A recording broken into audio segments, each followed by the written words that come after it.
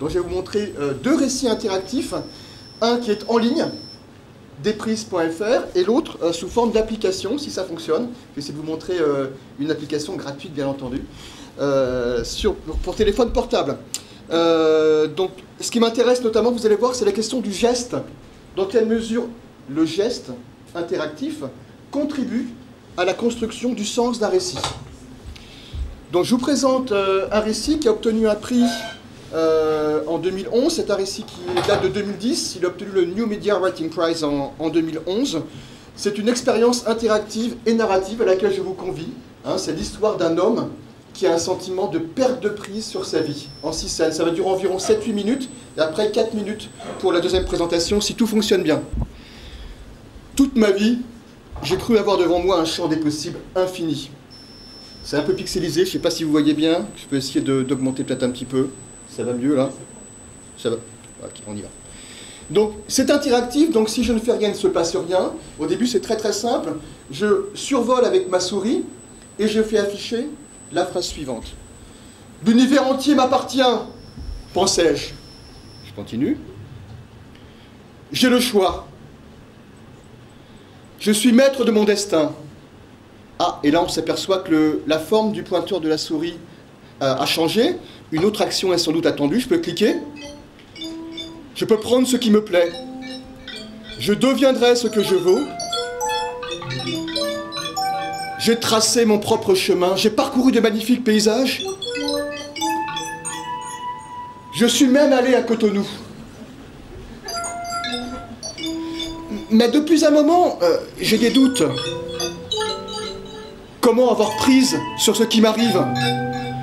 Tout s'échappe. Et là, je viens de perdre le pointeur même de ma souris. C'est le premier sentiment de perte de prise pour le lecteur-interacteur. Mais je peux continuer à survoler les phrases néanmoins. Me glisse entre les doigts. Laisse un petit peu le son. Les objets et les personnes. J'ai l'impression de ne plus rien contrôler. Depuis quelques temps maintenant, un peu moins fort le son. Je n'attends qu'une chose. Bonjour. La suite. Si vous voulez que votre rendez-vous soit dans 10 ans, tapez 1. Dans 3 heures, tapez 2. Maintenant, tapez 3. Bravo. Donc là, j'ai tapé 3. Votre rendez-vous est arrivé. Donc scène 2. La scène de la rencontre.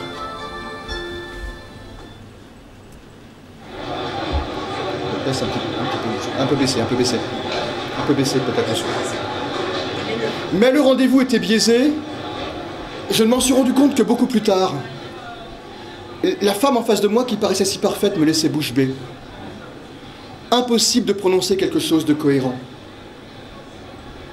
Je vous trouve vraiment très jolie. Vous avez des gestes motivés. Et vous travaillez dans le voie. Vous voulez marcher un peu. Vous habitez la région depuis longtemps. Vous venez souvent ici. Sa présence me bouleversait. Il fallait que je pose des questions pour la mettre à jour. Et donc là, en survolant l'écran, ici, avec mon geste, et à l'aide de mes questions, je vais construire progressivement le visage de la jeune femme. Vous voyez là comment le geste contribue à construire le sens, ici. J'ai l'impression que c'est mon geste même qui révèle le visage de la jeune femme. Sans que je m'en aperçoive, cet inconnu devenait ma femme. On a tout partagé, mais jamais je ne suis parvenu à vraiment la connaître. Aujourd'hui encore, je me pose des questions. Qui d'elle ou moi suit l'autre? Quand je l'aime, elle me sème.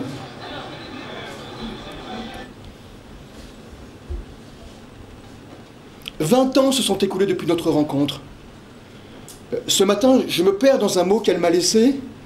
Tout se brouille dans mon esprit. Je ne sais comment l'interpréter. Mot d'amour ou de rupture? Et là, je m'aperçois que si je fais glisser ma souris vers le haut de l'écran, c'est plutôt un poème d'amour. On entend Carmen. Notre amour a vaincu et le moindre malentendu s'est dissipé à présent. Mais si maintenant, je vais en bas de l'écran, j'entends Carmen jouer à l'envers, exactement les mêmes phrases, mais en ordre inverse, et le poème d'amour se transforme en mot de rupture. Je n'ai que de l'amour pour toi est un mensonge. Depuis le premier jour, je ne sais pas comment tu peux croire que je veux rester avec toi.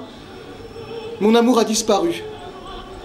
Ici, l'idée, c'est que, avec son geste, le lecteur-interacteur éprouve aussi cette difficulté à interpréter de notre personnage, l'ambiguïté. Il ne sait pas comment interpréter le mot de sa femme. Quatrième scène. Si ce n'était qu'elle, je pourrais l'accepter. Mais mon fils dispose des mêmes armes. Il voudrait mon avis sur sa rédaction. Je n'ai pas de héros. D'aussi loin qu'ils m'ont Mais je ne parviens pas à me concentrer sur le texte. Je n'ai jamais eu de héros. La figure du héros ne me séduit pas. Donc là, je vous commente un peu. La rédaction du fils, c'est une vraie rédaction. Et l'adolescent dit que la figure du héros, bah, il prend beaucoup de distance, en fait. Les héros, il n'a pas d'adoration pour les héros. À vrai dire, le fanatisme... Moi, je suis le père. Si l'on considère Évidemment, je vois des sous-entendus, un sens implicite. Je lis entre les lignes. C'est la figure paternelle ici qui est mise en cause. Comment faire sentir ça à notre lecteur-interacteur? Le fait de lire entre les lignes. On peut présumer que le héros retire de son action une aura. Si je clique sur le texte, que se passe-t-il? Nous n'avons rien en commun. Si ici je clique sur le texte, j'aperçois comme un sous-texte, un sens implicite qui apparaît. Mon fils qui me parle à travers sa rédaction. Je ne veux rien de toi. On va encore en faire un. Alors il y a un tirage aléatoire sur un certain nombre de phrases là, du fils. Je ne veux rien de toi. Donc du coup on peut avoir deux fois la même. Je vais en faire une autre. Tu n'es pas un modèle pour moi. Étrange impression de ne pouvoir lire qu'entre les lignes. On est presque au bout. Ma femme, mon fils, ma propre image maintenant va sembler me fuir. Suis-je si peu présent? Si modelable? Ma propre image semble me fuir. Elle m'échappe. Et donc là, j'ai ma webcam qui se met en route et je peux manipuler mon image et me sentir manipulé en même temps. Je vais vous le performer un peu.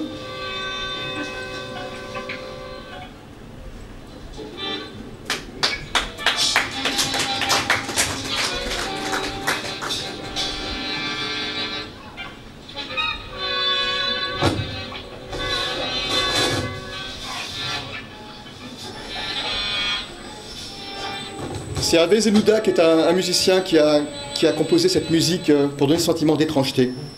Dernière scène, on arrive au bout. Donc on voudrait tous un happy end là. On voudrait quand même que notre personnage reprenne le contrôle sur sa vie, retrouve une prise. Il est temps de reprendre le contrôle.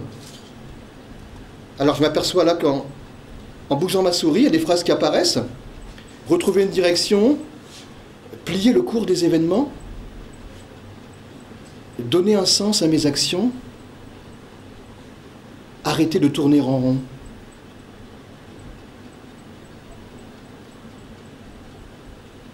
Ah, un champ de saisie apparaît enfin. Donc là, je vais pouvoir reprendre le contrôle en tapant mon propre texte et en remerciant de nouveau l'Institut Cerco. Donc, je veux dire que je suis... C'est pas fini, c'est pas fini, c'est pas fini. Donc, je suis très honoré d'être parmi vous. Et je m'aperçois très vite que, quelles que soient les touches sur lesquelles je tape, en fait, je ne contrôle pas le texte qui s'affiche. C'est le paroxysme du sentiment de perte de prise, de déprise. Donc là, je ne peux juste que taper sur des touches et voir le texte qui s'affiche, le lire. Je fais tout pour maîtriser de nouveau le cours de ma vie. Je choisis, évidemment, je ne choisis rien, là, malheureusement, mes émotions, le sens à donner aux choses. Enfin, je me suis... Voilà, merci beaucoup.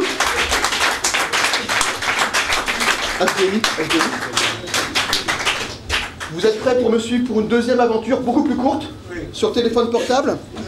Alors on y va. Donc là ils sont en train de se connecter. Alors ça va être tout petit. Malheureusement, c'est le format téléphone portable, mais je vais vous le commenter, je vais essayer de vous le faire vivre un petit peu. Je peux m'avancer dans les travées ou pas? Ou je reste ici? Non, ça va parce que si c'est filmé, ok. On y va, donc ça s'appelle Agir. Vous avez ça sur, c'est gratuit comme application, l'App Store, Google Play. Et c'est une forme de réponse aux injonctions contemporaines, être toujours plus adaptable, dynamique, flexible, trouver sa voie. Voilà, on va voir un peu ce que va vivre notre personnage. On va vivre avec vous, toujours avec la question du geste. C'est parti. Oui, c'est pas super lisible.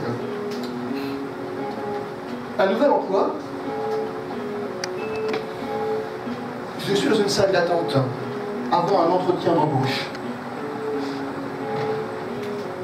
Une nouvelle vie m'attend peut-être. J'ai peur de ne pas savoir m'adapter, mais je dois avant tout changer de cadre pour élargir mon champ de vision. Et donc là, j'ai un petit cadre qui apparaît, vous voyez pas très bien. Instable, donc je le prends ici, avec mon doigt. Instable sentiment, tout est si instable autour de moi. Mouvant. Je perds mes repères, pourtant tout le monde me le dit. Il faut s'adapter. Être mobile.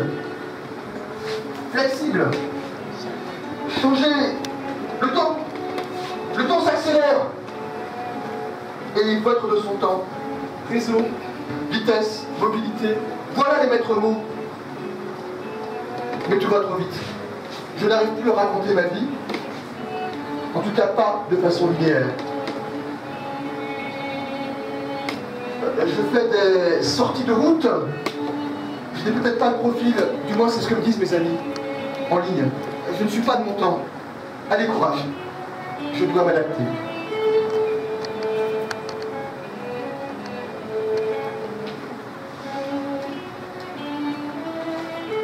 Ah, en fait, vous n'avez que le retour ici. C'est tout petit. La porte s'ouvre. Prouvez-moi que vous saurez être dynamique.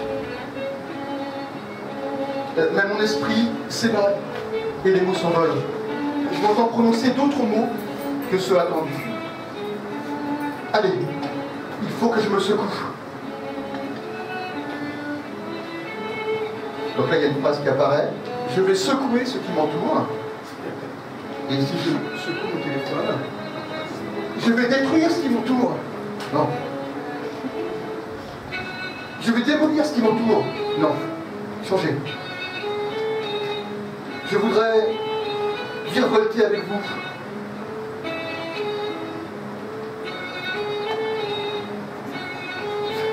C'est bon. Voilà. Devrais-je vanter ma vie? Devrais-je maudire ma vie? Devrais-je abhorrer ma vie? Donc si on secoue doucement, on a un mot positif qui apparaît. Et plus on secoue de façon forte et agressive, plus le mot est négatif. Suite. Vous devez trouver votre voie. Mais j'ai l'impression d'avancer dans le noir. Qui peut m'éclairer? Je cherche un éclairage pour donner du sens. En rond, donc là, j'utilise le gyroscope pour faire apparaître les mots. En rond, l'infini jusqu'à tourner. En rond, l'infini jusqu'à tourner. Refusé. Un échec de plus à oublier. La meilleure façon de résoudre ces problèmes, me dit-on souvent, c'est de les oublier. Si seulement je pouvais tout effacer pour aller de l'avant. Que voudrais-je oublier? Là, on peut taper ce qu'on veut. Je vais mettre mes échecs. Je vais essayer de les effacer.